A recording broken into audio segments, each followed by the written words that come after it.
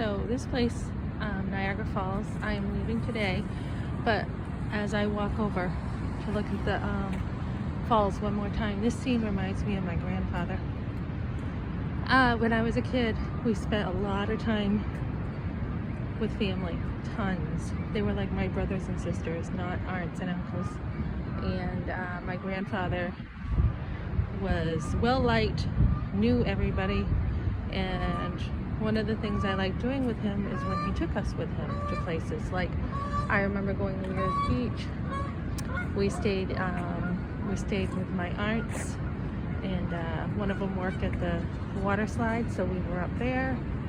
He would sleep everywhere. He could sleep anywhere. So we went to see some fireworks, and he would sleep on the hood of his car while the fireworks were going off, because he had so many kids and had like 3 jobs. And but one thing he did is, I remember we would go. I remember one time we went to McDonald's, and we were getting takeout as a kid, and we just fed the birds leftover fries. So that's kind of what this scene reminds me of. So I'm going down to the waterfall before we leave, and this was well worth the trip. I'd recommend it to anybody.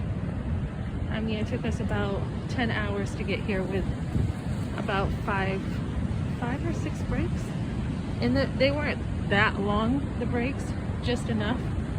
And I think that's what kept us going yesterday to get here in such a positive way, is the breaks. And it doesn't make sense. You would think that, you should hammer something, pedal to the metal, when you have a schedule. We're headed to Indianapolis today, so that's going to be probably at least, it says 8 hours, but probably 10 with the breaks. And we're not rushing, we're just taking our breaks. And the breaks are what is really pacing us. And last night I was tired, and that made a huge difference. My son wanted to drive a little bit more, but I wanted to pace ourselves. And I think that was wise, to not overdo, so that we can make it on day 4 very well. I want to make it well. So if you cross this bridge, you can go over to Canada. We don't have a passport, so that isn't happening. And yeah, just well worth it.